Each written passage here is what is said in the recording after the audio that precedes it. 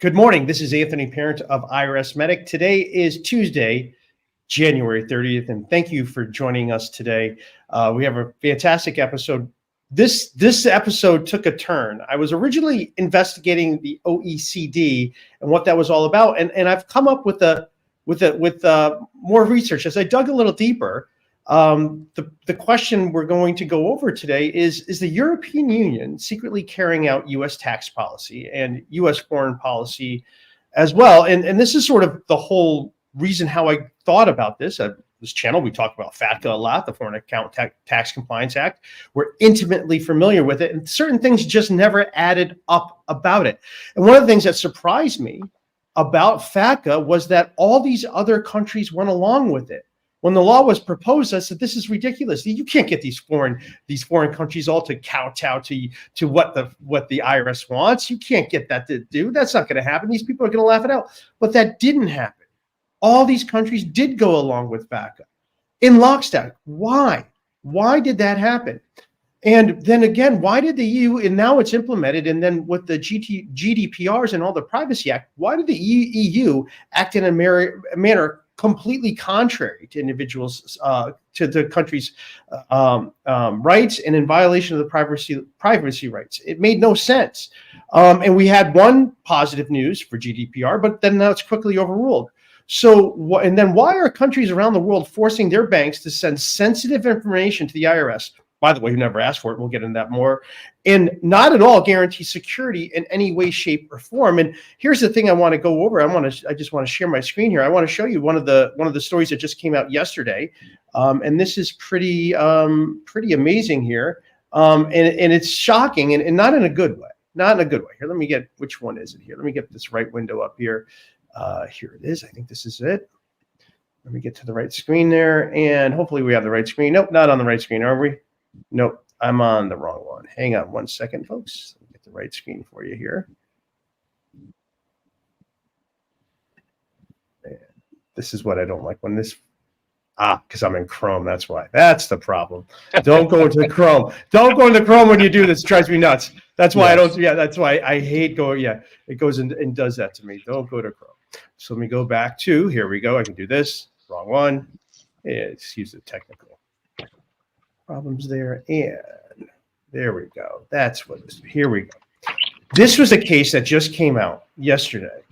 And this was a gentleman who leaked over 1,000 tax returns of the richest Americans. And now Donald Trump was one of them, so the story is all about Trump. The guy went to prison for 5 years. Yeah. So he got 5 years for sending 1,000 of the richest of the thousands, not 1,000, sorry, thousands of the nation's richest people to nonprofit news organization ProPublica.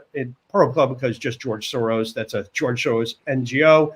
So he went and gave a whole bunch of information. And he's going to do 5 years, maybe he's sentenced. We'll see actually what he does, which is utterly insane. If there was any respect to privacy, this would be life in prison, and really should be something that would be, punishable by death, I would think, because that's how much we should value. That is how much we should value privacy, but that's just not the way. That's not the way it's done. Now, so so with that stuff, and this is the thing. That Little John case was known in 2019. So why didn't Europe say, wait a second? We're not going to send you any of this information. You're having contractors release this to George Soros. Whoa, no. We're not going to have any part of that. But that didn't happen either. That didn't happen. So that's what we're going to be discussing today. So I'm Anthony Parent. I'm your host. I am the founder of IRS Medic. I have been a tax attorney for 20 years, and I got involved with FATCA and the FBARs in 2009. And we've been having a lot of discussions, and I really appreciate this channel and the audience. Because we get some of the best clients in the world from it.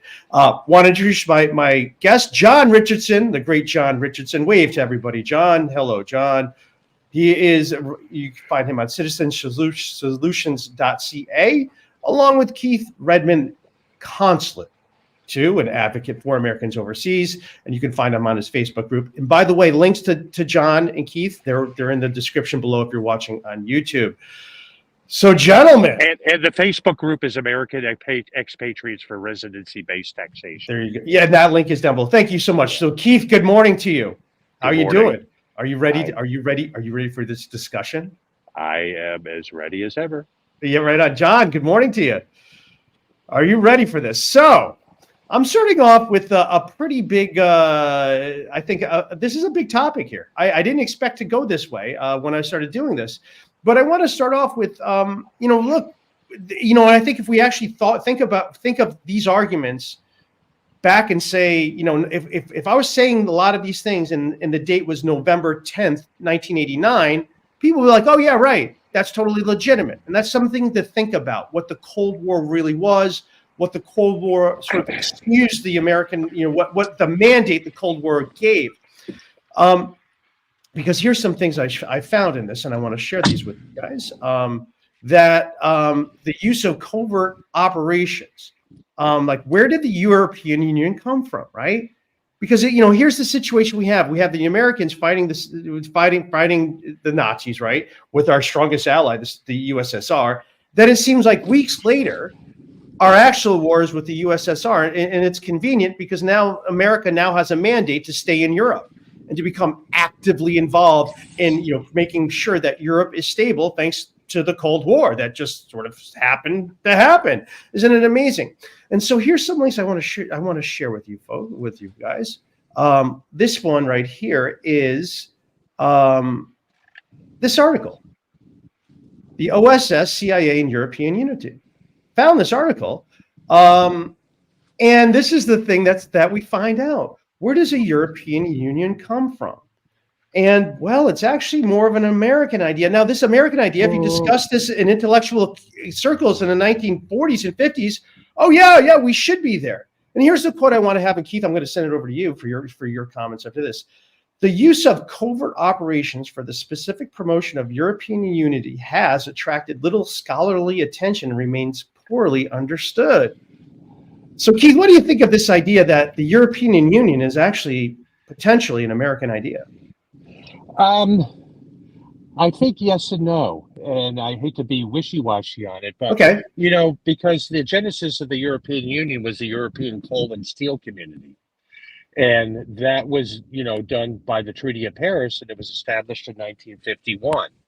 And it was between the Belgium, France, Italy, Luxembourg, the Netherlands, and West Germany at that time. Okay. And the U.S. certainly was the behind-the-scenes bellwether of having the steel community come together, because it wasn't just the steel and coal community, but it was also to have a solidified Europe in order to not have these wars moving forward. And so obviously the U.S. has a vested interest in that, because a free Europe, is very important for U.S. interests. So that's the thing. And then from there is where the European Union blossomed, and still with the backing of the U.S. being a major force behind the scenes. Now, moving forward, this is where I tend to agree that the U.S. has a lot of influence with the European Union. In some areas, no. But in areas when it comes to taxation and so forth, I would have to say yes, because why would the European Union violate its own directive of the General Data Protection Regulation to allow private information of its citizens to be transferred to the United States? Well, the only reason is because the U.S., holds them to the, what's the word I'm looking for? Holds them to the fire, if you will, that they will violate their own directive. You see what I mean? So, right. Well, so there was, I would have to say the genesis is that the countries in Europe wanted to form this to alleviate mitigate any possibilities of future wars, but the U.S. was a major force behind the scenes to make sure that this happened. Does that make sense? Yeah, Keith, trust me, it makes sense, complete sense. My undergrad, I actually started off as international political science, but it was actually a lot of this stuff that just turned me off to it, because it didn't make sense to me at the time. Because what you're explaining, and Keith, I love you, and I think you're wonderful. You're a great person. And I just want to say something that you said to me. Go And ahead. you always say this. It's like, Americans can never get out of that American bubble. Americans can never get out of that American bubble. And Keith, what you did recite to me was exactly that American bubble of foreign policy. Yes, look, I was there. I heard the same things. I read all the articles about this. Yes, a united Europe is necessary in order to avoid another world war. Okay. Maybe. And so much destruction and killing. Right. But most of the people who were European, many of them, the leaders, were killed. And so there's a new thing. A lot of them are dead. There's who is really leading these countries is the question. And well, here, let me just go to this right here. An article I found, Keith. Euro-federalists financed by U.S. spy chiefs. Declassified American government documents show that U.S. intelligence community ran a campaign in the 50s and 60s to build momentum for united Europe. It funded and directed the European Federalist movement. The documents confirm suspicions voiced at the time that America was working aggressively behind the scenes to push Britain into a European state. One memorandum dated July 26, 1950, gives instructions for a campaign to promote a fully fledged European Parliament. It is signed by General William J. Donovan, head of the American Wartime Office of Strategic Services, precursor of the CIA. So, wow, wait a second. So here's the thing I want to challenge you on, Keith, is that we're assuming that this European Union was an organic thing that came from the countries. But as we look at it, it's like, no, they weren't asking for it. This was rather an imposition on top of them. And the justification in order for this was, containment of the USSR, who was just weeks ago our best ally. So that's what I want to challenge. Like, wait a second, what if this entire Cold War narrative isn't what we're told it is? It's something a little bit different because it's so convenient. America gets this justification to rebuild all of Europe in a way it wants to, and it's getting this appearance as if it's doing it organically. Now, one letter, and now this was William J. Donovan, and this is a cute little thing. I just want to share this, guys. I found this fundraising letter on the American Committee on a United Europe. Here it is, 1956. Very plainly for everyone to see, this is the policy. We want to have a European Union because it's in America's best interest. Okay, very obvious. And here's a letter going to Senator Lehman, who I believe is in New York at the time, and explaining what the letters. By the way, this is in the link description below. These are all these you can find do your own research and find this. But here it is. You're finding this entire fundraising letter. Here's the problem. This is what we're looking to do. And this is the part that just cracks me up. I'm going to get down to the bottom. And you can see President Eisenhower is in on it. This is the part that really cracks me up. Okay, so here's William Donovan, right, who is basically CIA. Okay, William Donovan is CIA. And he's posing as this fundraising letter for the American Society as chairman. Now, what William Donovan wants you to know is contributions are deductible in computing income tax. I just thought that was cute when I saw that. So there it is. The CIA is sending out fundraising letters to unite Europe under one European Parliament. So we haven't heard from our friend John Richardson about any of this so far. I wonder what John is thinking right now. And one way to do that is to ask him, John, what are you thinking right now? Well, the first thing I'm thinking is that I don't know a great deal about this. Okay. But it does strike me that regardless of what American policy or a subset of American policy might have been after the end of the war, it does seem to me that if the United States had opposed the formation of the EU, that it would not have happened. Okay, somehow. I think that that's fairly clear. Okay. Yep. Just looking at sort of the history of American involvement around the world. The second thing that occurs to me listening to this is that I mean, look, obviously, the whole history of America has been a history of meddling in the affairs of other countries. Yeah. I mean, that's obvious, right? I mean, you know, for example, people talk about the other 9/11, the issue in Chile, and that sort of stuff. Um, possibly with justification, possibly without justification. I don't know. I mean, I think that there was probably agreement that the United States, or the taxpayers of the United States, put an enormous bill in, providing defense after the Second World War, et cetera. So I don't know, what was going on in the early years, but I do believe that had the formation of the EU not been in the interest of the United States, that it would not have happened. I think that's fair. Keith, would you agree with that? I don't know. Okay. I don't know. And that's the only answer I can give on that. Fair I don't enough. know. I don't think the European Union, if I go with what John's saying, I think the European Union certainly wouldn't be as strong as it is without the influence of the United States. That I do believe. As far as whether they would not have come together in some form or fashion, not sure. They just probably wouldn't be as strong or as viable a force Okay. in Europe. But Because there have been, go ahead. Yeah. Well, it was never done before.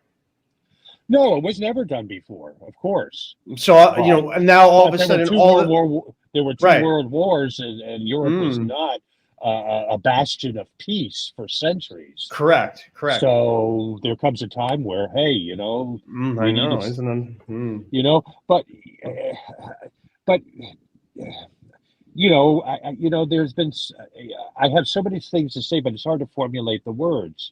Okay. Because yes, the U.S. is a major force in the European Union, but there are directives that have come out of the European Union that the U.S. has bowed to as well over the years. Mm-hmm. So, so is it a little bit of give or take? Keith, or, I will absolutely say, of course, the European Union needs to have the appearance of independence for it to work.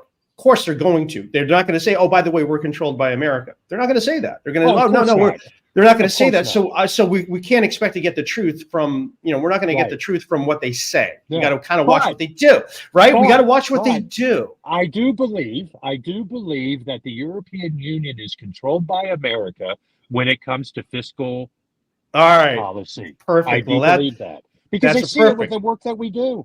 There you go. Thank you, Keith. Thank you. Because let's go right over to, that's going to tie into what started me on this. This is the article that sort of started me going backwards, because here it is. I wanted to know, what is the OECD? What is the organizing? Because I always get. This is what I say. John, tell me if you see this. Is that I get emails all the time say, "Oh, OECD says something about pillar two, this or pillar one." And when as a U.S. attorney, when I read that, I'm like, yeah, I don't need to worry about that. Is that correct, John? When the OECD, when they mentioned pillar one and pillar two, all of that, I said, well, that's good for Europe, but that doesn't apply to us. It's far too early to tell. Okay. On that. Okay, thank you. Far too early to tell. Okay, because it's all right. So I want to know, what is the OECD? Why are they always sending things out and saying, "Oh, we have the best idea for taxes. You're not going to believe it." So here's a question written by the European Times. Hey, have you come across this term? What is it? And so this is a great article. You can find the link to this article on your own. And I just want to go to, here it is. The OECD was established in 1961 as a successor to the Organization for European Economic Cooperation. Now, this was 100% part of the Marshall Plan. Here it is, right? We cannot deny the OEEC was originally formed in 1948 to administer aid as part of the Marshall Plan aimed at reconstruction war Europe. So we know, without a question, this is an arm of America, of our American policy. The primary purpose behind creating the OECD was to provide a platform where countries could come together to discuss challenges, to work towards implementing sustainable policies that foster economic growth and development. Okay. And now the OECD is headquartered in Paris, and around now there's 38 member countries. These countries include a majority of emerging economies, and America's members range from the United States to Canada, Mexico, Chile, Colombia. We're going over other countries here. China, India, Brazil are not currently part. So here we're going over the functions of the OECD, and they're always sort of giving me ideas. But this is what they're all doing, but they're not really saying like, oh, by the way, we're purely American. We really represent America. Now, Keith, I don't think you will disagree with me on that too. If I say, or you would say, I don't know. Would you say would you say that the OECD is an arm of America because its predecessor was? Currently, I don't know enough globally about the OECD. So what I can say is what I said before. When it comes to this tax situation, I would say yes. All right, because that's what we know about. We don't know about everything, and that's true. I don't know about everything else. And I will, as I mentioned, I'm going to be having lunch with a former ambassador to the OECD, and I'll pose that question. Oh my! Please. But when it comes to, why does the OECD turn a blind eye to the U.S. being a global tax haven, and does it not participate in these tax data exchanges? Right. You know what I mean? Well, no, that does not reciprocate on these data exchanges. Right. That's exchanges. Exactly. If the U.S. wanted to be just a player in OECD, they would go around the rules, but the U.S. doesn't have to.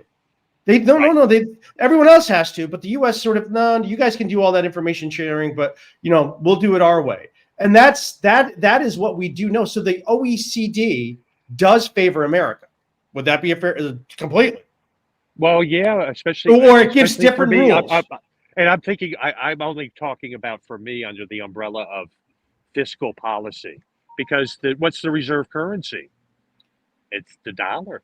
Yeah, and where did the euro come from too? And that would also mean if I'm correct that the European Union is largely an American idea that was funded, and sure it picked up support in Europe, of course it did, but it started if it started as that, then it's just continuing. John, do you have anything to add to this? Would you say that the OECD because here's the premise that whatever the OECD is, America has different rules than everybody else? There's no question, to pick up on your Pillar 1, Pillar 2 emails, right? Thing that is really interesting about this, or one of the things that's interesting, is that the Pillar 1, Pillar 2 proposals, right, came largely from the Biden administration. 130 or somewhere in that range, bought into this thing, are committed to it. The United States has not committed to it, and I believe will not commit to it. Right. For a number of reasons. One of the reasons that I sort of believe, which is not widely discussed, is that I don't think the United States has an appetite for doing multilateral agreements. Agreed. Right. Yes.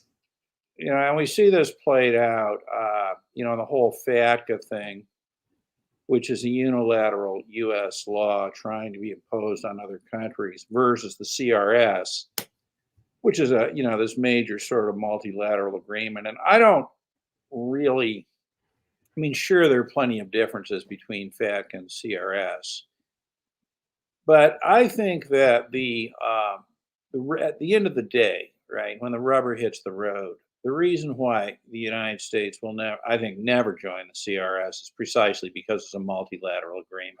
Where they're equal. Right. Exactly. Yeah. And so here. Another thought I have, right, on the whole OECD and the fiscal thing, right, it's introduced by Keith, is this. I suspect that the U.S. has an influence on it that is out of proportion to its population and that sort of thing. I think we can agree on that. But a very, very large part of the work of the OECD, is the tax treaties, right, which have become the standard tax treaties in the world. On this BEPS project, base erosion profit sharing, with all the subparts that have, began in like 2012. Well, John, that's actually on the outline. If I could just interrupt you on the base erosion, because we've discussed this constantly, how the U.S. tax code continues to erode the tax base of other countries again and again, and yet the OECD, they don't have anything to say about it. Not one thing to say about it. You cannot find them make a peep about this. The person who is the country that's running amok is not discussed, and so that would say that is evidence that the OECD is controlled by America, because they're acting so out of control. But yep, no, there's no problem there at all. Oh, you guys need to do some information sharing. Well, so that's what I say. The base erosion is something that we could agree is happening. We see it happening, and these countries are like, yeah, what are we going to do about it? Oh, well, let's just make sure that we do the right thing. Right. If you look at the BEPS stuff going back, which is the volume is just unbelievable. I mean, it's not the type of thing where you can sit down in an afternoon and even begin to absorb it. But mostly it's, it's sort of aimed at the behavior of taxpayers, multinationals in particular. The U.S., though, by its very nature, to quote from Cook versus Tate, the United States, by its very nature, erodes the tax base of other countries. Okay. And that is in two ways. All right. The first is through citizenship taxation, which is not understood. It could not be understood by the countries that signed these tax treaties with the United States. It is inconceivable that they could understand what they're signing, right? But that's the first way. Now the second way is this, and this is more of what I would call a collective world power erosion. That these tax treaties, right, really have their roots of 100 years ago, after World War I, where if I'm accurate in my history, something called the League of Nations came together, and other groups. But the real issue was, how to allocate taxing rights between, one of the issues, not the issue, but one of the important issues was how to allocate taxing rights between developing countries and, what were the world powers of the day, right? So the United States, the United Kingdom, France, well, we know who they are, right? And one of the things that I've always found fascinating about it is that these treaties are written to allow the great powers to go into these countries. At the time was sort of mining and that, and extract all the profits from the countries, right, without those countries having any right of taxation over those profits, with the exception of local workers and stuff like that. And just in the last couple of months, right, I mean, this has become an issue that the UN has weighed in on, through votes. And what we're seeing is a movement from developing countries to say, you know what, we want taxing rights over activity that goes on in our countries too. And unsurprisingly, the great powers, notably the United States and the United Kingdom, are trying to oppose this. So, this is. I think, and I'm a conservative, I mean, this is really pretty awful stuff, right? Take the position that developing countries are somehow denied from being able to retain profits Yeah, that are generated in their own countries, right? Right. Exactly what is going on. Mm-hmm. And, Yeah. And this is a way of, to go back to my base erosion principle, right? We can see it, well, those of us who understand citizenship taxation can see it in that context. But if you look at these tax treaties, what they do is they operate to remove profits out of the countries where they're earned, meaning they can't tax it, which is, eroding their tax basis. So I think that one might look at the standard U.S. and OECD tax treaties as, institutionalized base erosion of developing countries. Perfectly said, John. Exactly. We know European countries are intentionally allowing erosion of their tax base. And the question is, why? Why would anyone be concerned? And these are the questions I'm asking that have led me to the conclusion that I propose and look to be challenged. Keith, and the one thing to add too is that this FATCA data that's going on, we actually don't even know where it's going. We're going to be talking about that a little bit more. But we had some positive news for a little bit, at least, about the GDPR. So, Keith, can you explain to us a little bit, what the GDPR laws are and how they are supposed to apply to FATCA and what really happened? Can and why this? Can you give us a little background on that? I will do my best. I mean, when did they come? GDPR. It's a directive from the European Union, and it has to do with privacy, and it's called the General Data Protection Regulation. And it is a European Union regulation on information privacy in the EU, and it's a component of privacy law and human rights law, and it has to do with any exchanges from the EU to anybody else outside of the EU. So it has to do with the exchange of information without the permission of the entity or individual to give that permission. So as a result, the European Union is turning a blind eye when it comes to data that is shared from European financial institutions with the United States, specifically with the IRS. Why is that? We can't get an answer. We cannot get an answer on that. The European Union is turning a blind eye, and they are allowing data going one way, okay? So there's not even an exchange of information where the U.S. provides data to the European Union. Now, the other component of it is that if data is being transferred outside the EU, there's a specific framework and regulation that it has to be sent in, and that the recipient of that data has to have certain things in place to ensure the privacy of that information. Well, the U.S. does not ensure that. And so it's like, why, there was a tweet that came out that just a couple of days ago from the European Union, I think it was the European Parliament or something, stating that we protect European citizens' privacy with data. Well, I say, pardon my French, bullshit. And FATCA is the classic example that they are lying. That's right. Keith, So thank you. GDPR, and here's the thing, GDPR, there's many companies in the United States that will not allow anyone outside the U.S. who's living in the EU to be a participant in membership or buying things. Dick's Sporting Goods is one. The AARP is another. They will not allow it. But FATCA, that's okay. You're right. And I would say this, and this is key, as you're talking, I'm saying, like, if there was a time for the GDPR, it would be this.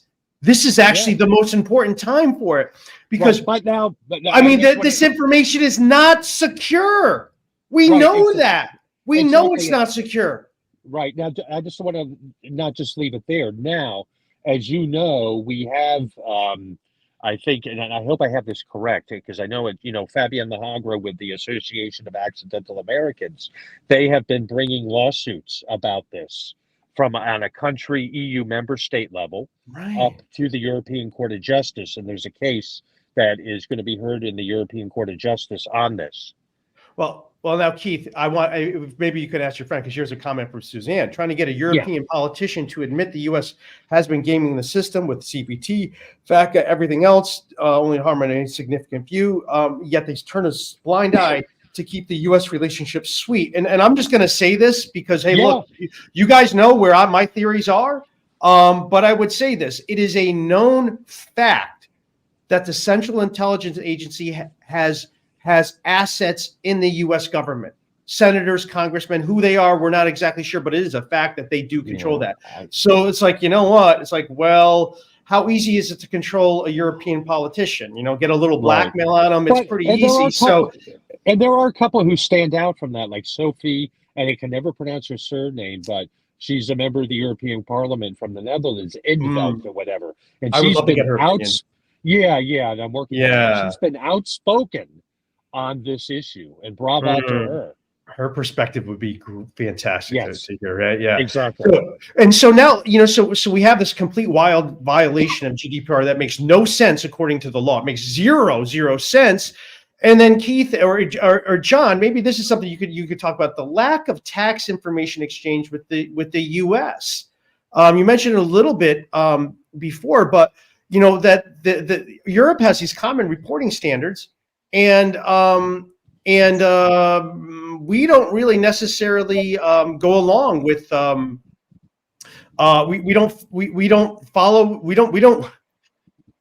we don't reciprocate. So Europe has common reporting standards, and the U.S. does what with those? Well, again, the U.S. hasn't signed on to that. They completely ignore it. It's irrelevant. It doesn't make any difference, what these other countries want to do. And I mean, I assume that where you're going with this is, how this is, without a doubt, and I think I'm stating the obvious, contribute to the rise of what we'll call tax haven USA. The United States is without a doubt number one tax haven in the world. Partly for that reason, but for other reasons as well. To attract capital, since I guess the 1966 Foreign Investors Act, the United States has generally afforded very, very taxation rules to non-resident aliens who want to invest in the United States. And that hasn't changed. I mean, it's been tweaked over the years, but because the U.S. does not reciprocate. Okay, so because the U.S. Has no part of the CR reporting standard. Okay, under that legislation, they're not going to be sending the identity of people who have parked their money in the United States to their country of tax residence. Number one. And of course, under FATCA, they claim that because of FATCA, they don't need to join the common reporting standard. But as you point out, and everybody knows, there is no reciprocity. There's no meaningful exchange of information. So, I mean, the United States might as well put up a sign saying, calling all tax evaders throughout the world, if you want help hiding your money from your host country, invest in America. Yep. And I know many people, and I know some of them personally, who do that. Yeah, it's easy. Another point that I think ought to be made here, and I saw this discussed in an article written by a U.S. tax lawyer, where I think he's wrong. What he was saying was that the new Corporate Transparency Act, the beneficial ownership rules, will somehow facilitate the U.S. giving. I was just going to mention that. Yeah, go ahead, Keith. You go ahead, John. Sorry. Yeah, it's so ridiculous. All it's doing is giving enhanced information to the U.S. government that they won't share. I mean, we've seen all kinds of discussion over the years about the interaction of these various things. Yeah. By the way, Suzanne says Sophia Van Vel has a new party called the Volt, which she'll be supporting. So Keith, I really hope you can get Sophie as a guest. That'd be wonderful. To get her on here. So again, why is this all happening? It's all, everything's favoring the United States. Who by the way, happens to have their U.S. Their reserve currency, so our inflation can be dispersed around the globe, right? When we print more money, it just doesn't impact us. It can be offshore to around the world as well. So everything really seems to favor one country again and again and again. I have a thought, and I'm going to Yeah, go ahead, Keith. way, Anthony. Yeah. And you might think this is crazy, but it's a little bit along the lines you were talking about. I'm as far interested. as, you know how I am. Sometimes, I love you too, but sometimes when you talk about CIA assets in the Congress, it's kind of hard for me to think about that. But if I go along those lines, do you think there are CIA assets in the U.S. tax compliance industry? Oh boy, you're providing these people to get into Yeah. the U.S. tax system and to scare them into the U.S. tax system, and some, not you, but some who will actually gild the lily, if you will, which means not tell the truth to force people in the U.S. tax system. Do you think it goes that far? Keith, thank you. You're providing me with the perfect segues today. Thank you so much. I do Purely think unintentional. This is not planned. absolutely do think there are they CIA assets or some other asset? I don't know, but I could tell you what we witness again and again is a lack of organic need for these laws. They come from nowhere. But then they're there, and we all support them. Oh yeah, we all support them. Like, wow, that's amazing. You're like, no one really was looking for this, but wouldn't you know it? Out of the blue, we get something. So I think, Keith, we have a smoking gun, and I'm gonna do a screen share. I'm gonna bring up a picture from a while ago, and I think you were there for the smoking gun. Here it is. Do you remember this picture? Or maybe you didn't, but do you remember this event that came up here? Oh yes, I was there. Right. And we were there, and this was an amazing event to be a part of. It was wonderful. Claudine and I went down. We met Mark Meadows, who put it on, and it was a fascinating hearing. The evidence that we heard from people against it, and then I was, one of the videos I produced was actually put up on screen. It was entered into evidence in at a hearing, so that was fantastic. A wonderful time. When we thought we might get some momentum going, but it actually died. That was it. And one of the things, and my takeaway from there, it was one of the most surreal things imaginable when Elise Bean, the claimed architect of FATCA, 15 things we counted, she got wrong about FATCA and expats. Yeah. She could not. And she didn't know the difference between FBAR and FATCA. And I'm like, you need to go to my website, check out one of my blogs. I'll explain it to you, in a way you can understand, hey, you poor thing. Yeah, I know it's really complicated. And so I was blown away by her complete lack of knowledge with the law and the landscape that surrounded the law. And I'm thinking to myself, why did she do this? Why did she, she's just bored one day sitting in her office at school, like, you know what I want to do? I want to create a pay-go budgeting device that will allow the United States of America to track the financial activity of every person around the world. How would I do? Oh, you know what? Let me just invest all this time into doing it. And it just doesn't make any sense. And by the way, the link to this video is in the description below. So I recommend you watch it below, because you'll be seeing this doesn't make any sense. This doesn't make any sense. And then I was thinking about what I said, and readers like, well, the CIA has assets all throughout government. The CIA has assets all throughout academia. Yale New Haven is CIA Central. It's 10 minutes away from me. It's CIA all over the place. It's the birthplace. Yale New Haven Hospital, by the way, I've been told, heavy CIA in there as well. So you're like, wait a second. So if the CIA has contacts in academia, and I'm looking at this law that makes no sense, and that maybe it was just somebody, she slapped her name on it, got a briefing on the law, and say, yeah, I'll testify to say that I was the one who wrote this, as opposed to the actual people who wrote it. We're kind of making a lot of sense. And so this is what I'm looking at. We were there as the smoking gun. FATCA was not written by the person who they claimed it to be written by. That is a fact. There is no way she did not know what and again, watch, if you disagree with me, watch that video I linked. She did not understand her own law. So the question is, who really wrote FATCA. John, any idea? Do you agree with, first of all, do you agree with that this is something that doesn't seem organically passed, and one professor on her own just couldn't write this? This kind of came from a different place. Would you say I got anything going, an argument here? Okay. I'm not sure that Elise Bean was the drafter of FATCA. I mean, certainly she was a prominent and is a prominent spokesperson for it. Maybe not. I think it's pretty clear that either she doesn't understand FATCA or she doesn't understand the interaction of these various problems, or all of the above.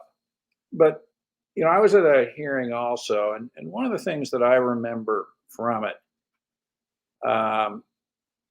that really stood out in my mind was her noting that FATCA was a way to put additional costs on non-U.S. banks, which made it easier for U.S. banks to compete against them internationally, right? If you look at the whole thing, you'll find an allusion to that somewhere. I think that, in kindness, and recognize the complexity of all this, and it's hard for anybody who doesn't spend a lot of time learning it to really understand this. I don't think that she was an appropriate witness at that hearing if you were looking for somebody who really sort of understood what was going on. As I also recall, her testimony was 98% American-centric, American resident-centric. I mean, looking at people who live in the United States. I don't recall much discussion of the impact on Americans abroad. Her view was, and I believe continues to be, that in fact there are no banking access issues in Europe, et cetera, and that whatever was done was, if it ever was a problem, that it was solved. So I think the problem with Miss Bean is not so much what she says or doesn't say, but that for some reason or another, a certain credibility has been ascribed to her that has given her an unjustifiable dominant voice in the discussion. All right. I think that's the problem. So I see it as more of, look, obviously she doesn't know much about this, she thinks. Okay. But the real issue is, why listen to her at all? Well, John, she was the witness. Oh, I know. For the Democrat, and there was a top witness they put on, and she claimed to be the architect of that. She did, and if you listen to the video, she does, and I was very careful. Sure. Okay. Then she. And she just simply did not know what she. And you were right. She was terrible. Couldn't have been the architect, Anthony. She couldn't. She couldn't. Right. That's right. She couldn't have been what she was claiming to be. And so that's really the point. So why would someone claim to be something they didn't do? And that's where you would say, yeah, well, there's a magical thing that happened there. What could have explained that? Look, it's in the interest of the U.S. government to pretend ignorance over these issues, right? Yeah. And the role of Ms. Bean or an equivalent would be to continue the general ignorance and to disincentivize, if that's a word, any digging down and looking, for the truth on this sort of stuff. Ms. Bean is a feature of the overall problem, not really the problem in and of itself. The real problem is, why would countries agree to this? And I think that, I have a lot of theories on this, but first of all, I don't think they understood what they agreed to. And I think the most significant thing they agreed to in the FATCA IGAs was in the definition sections that allows the United States to define any person in their country as a U.S. citizen. This is really pretty shocking stuff, right? They have agreed that the United States of America can reach into the country and define anybody they want as a U.S. citizen. And I think that's an enormous problem. And the second thing is that I don't think they fully understood, or they understood at all when they were signing these agreements, or they were willfully blind, that theoretically these rules would apply to their own citizens, who were also U.S. citizens and living in those countries. In other words, if you can keep the discussion, well, we're just concerned with bank accounts of resident Americans, that makes it seem a little more like the CRS, or maybe, more justifiable generally. But if you rephrase this thing to what it really is, okay, which a FATCA IGA is an agreement pursuant to which, number one, the United States gets to define anybody they want in the country as a U.S. citizen for tax purposes. And two, that the cost of the FATCA, the real genius of it is imposing the costs on the other country, as Ms. Bean, said in her testimony, right? Putting all these costs on other, on the foreign banks, et cetera. I mean, it's astounding. And like all of these laws, I think there are a few people who would describe it. Yeah, they don't understand the saving. They don't understand any of this stuff, right? I think that over time we find with U.S. legislation is that the implications of it are understood way down the road. I don't think they understand it right now, but the effect of this is that I think a lot of these countries, like Belgium, for example, they want to solve their problem, just become a U.S. territory. I think that's the next step. And finalize. Well, now you're getting to the point here, John, and I think this is where this is what I'm going to kind of counter with, just things that we know for sure, And this is one thing that always one thing that always angers me is when people use the word banana republic to disparagingly refer to a third world country. Yeah. No. The word banana republic is not an insult to that third world country. No, the banana republic is the United States of America. The United States of America is known to create banana republics, courtesy of the United Fruit Company. United Fruit Company wants a better deal. Guess what? Send in the U.S. Army to take control, CIA, whatever the case is. That's how banana republics are created. It's by the United States of America. And so it's a known thing. It's an indisputable fact that banana republics are created by the United States of America. And so here it is. Why is it too hard to believe that America would also not make the EU a banana republic? Why is that so hard to believe? I don't know that it's hard to believe or not hard to believe. It's just that it's not the type of thing that people have psychological permission to think about in that There you go. Thank you. I think it's more like that. There you go. Well said. Yeah. Thank you. This idea that, somehow, I keep going back to, I was at many years ago, I was at an expensive lunch in Toronto. The speaker was the Prime Minister of the United Kingdom, Margaret Thatcher. And it was actually a very interesting speech. And I collect, signed books of important people. It was when the Downing Street years came out. But I'll never forget this one a sentence in her speech. She was a good friend of President Reagan, and she was talking about, her discussions with, she called him Ron Reagan, okay? Then she referred to the United States as, are you ready for this?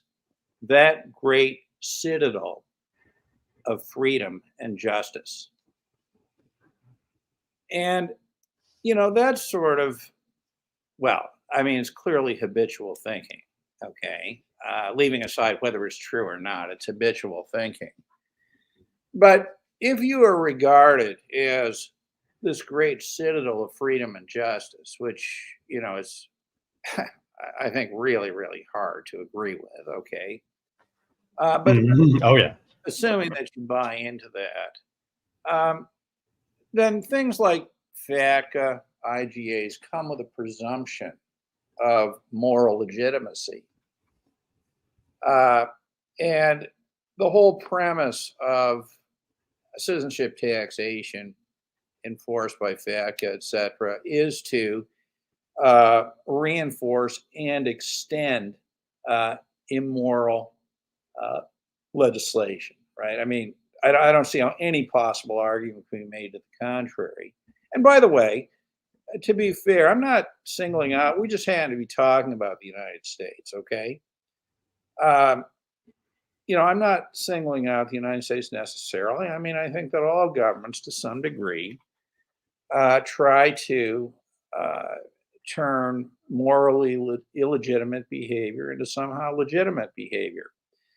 And if countries don't understand citizenship taxation and that sort of stuff, and what these kinds of things actually mean, I think it becomes sort of a sleight of hand, right? Where you manage to, infect, a country or a process with a certain kind of moral illegitimacy, and that's what FATCA clearly is. But less so than citizenship taxation. If you give me a second, I want to, you're talking about Belgium and the GDPR, and I want to suggest what I think the solution for this is, okay, and how, the needle could possibly be threaded here.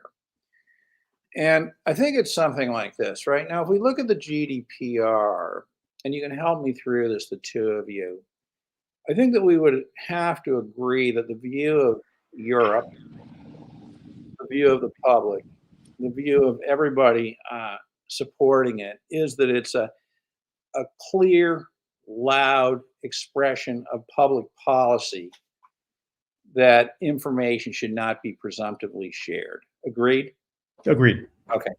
Now let's look at that in the context of the FATCA IGAs. If you look at a FATCA IGA, they always begin with these ridiculous recitals, okay?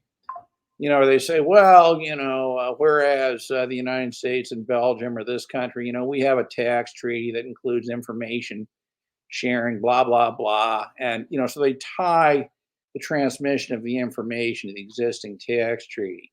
But what's fascinating is that if you read these tax treaties, at least the ones I've read, and some of them, and possibly most of them, say that a prohibition, right, or the bar to sharing the information is where to share the information violates the public policy of the country. So why not Belgium simply take the position that, yes, we agree we've signed on to the FATCA IGA. We agree that the underpinnings of it are the existing tax treaty. We note in the tax treaty that we're not required to transfer information that violates our own public policy. There is no greater expression of our public policy than the GDPR. Therefore, while we acknowledge a willingness to transfer FATCA information to people who are residents of the United States and not residents of our country, we will not transfer the information as per the treaty, okay, as per the treaty, with respect to citizens of our own countries who just happen also to be US citizens. And I think that is the right argument to make here, because it changes the argument from, well, are we going to strike down FATCA or this sort of thing? It changes it into a situation where the country can legitimately take the position that the accounts of dual citizens, all right, whatever, the accidental Americans, for lack of a better word, they will not transfer, but they will transfer the account information for precisely the people that the U.S. Treasury acknowledged they were concerned with anyway, which are U.S. residents using offshore accounts. Does that seem to you to be a good argument?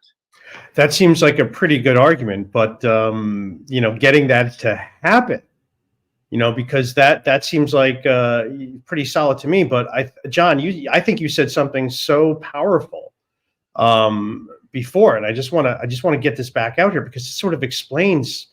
You said this, and this haunts me right here. This is what you said. People don't have psychological freedom. Wow. Well, yeah. You said a lot there. Well, because the question is, Why? Well, And then my answer, I'm proposing an answer that fills in the blanks that makes it. Am I right? I don't know. I don't know because I haven't seen these things, but I am proposing an answer that makes complete sense. That the European Union, the OECD, FATCA, there's all one reason for it, and it's because of clandestine U.S. government influence. That all has an explanation why all of this stuff happens, why it is that these countries in Europe don't seem to be countries, that they always will fold on important things. On other things that don't matter so much, sure, they'll find a disagreement for the appearance of independence. But when it matters, and taxes are where it matters because that's where the money is. Oh, they all fold. They all know how to fold exactly quickly for the U.S. government. That's what seems to be to me, because people aren't even thinking of this. They're not even thinking about, well, who are these people? Where did they come from? Who's asking for this law? Who demanded it? And we know the IRS never asked for FATCA because they couldn't even process the information. You would think if they wanted it, they would say, oh, yeah, great. Now we have, oh, yeah, we're waiting for this.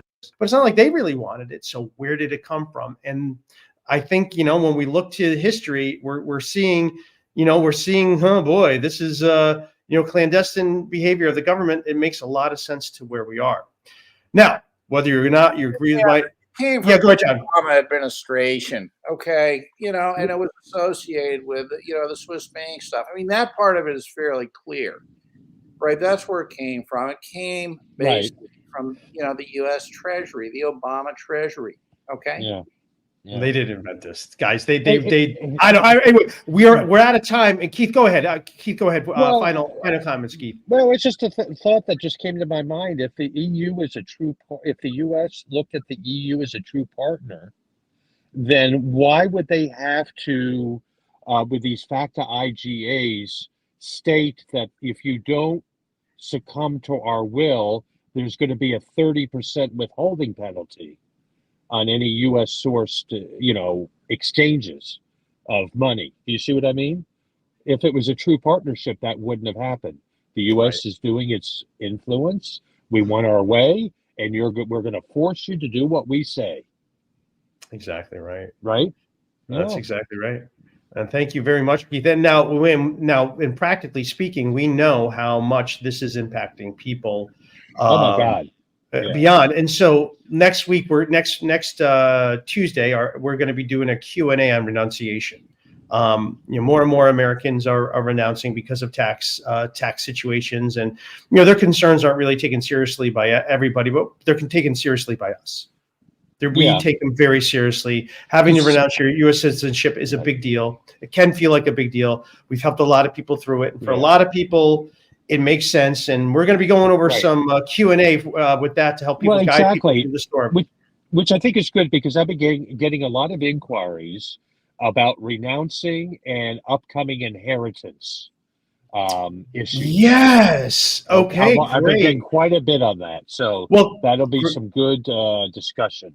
All right. Well, Keith, if you could share any of those questions with you. And by the way, if you are getting some questions about what you should do about your U.S. tax compliance, if you should enter into the tax system, whether you should use a streamlined program, do nothing, the person to start with might not be me, might not be John. It actually might be Keith Redmond. As consulate and advocate for the Americans abroad, reach out to him, and he can give you none of the fear mongering, but reality on the ground about what you need to do and what other people similarly situated like you are doing about their tax issues. So reach out to him at US_overseas advocate outlook.com. And also in the link below, I have in the description below on YouTube, I have the link to his Facebook group. Please join that. And I got to do screen share for that. This is pretty cool here. Take a look at this. Look at this. 9,337 members, Keith. Wow. This is awesome. I mean, because we're talking about tax, right? And you have over 9,000 people on your group talking about tax, because that's how important this is. And I think that's just incredible. Now, if you are thinking about renouncing, want to get an opinion on something, John Richardson can really be your man for this. you can reach out to John at citizenshipsolutions@protonmail.com. By the way, all three of us are on Twitter. You always can interact with us there. If you want to find us on Twitter, we're pretty active there as well. And myself, if you want to reach out to me, here's my email, anthonyaparent@irsmedic.com. If you have a question you want to ask me, thinking about becoming a client, or maybe a podcast guest, just reach out to me here. Otherwise, I think that's about it for today. And we will see you next Tuesday at 7:30 as we do a renunciation Q&A. We look forward to your questions. And here's the thing. One more thing, be sure to subscribe and turn on those notifications so you know when we go live, and that way you can participate and ask your questions and add your 2 cents. We always appreciate our viewers. This is Anthony Parent for John Richardson and Keith Redman. Thanks for watching.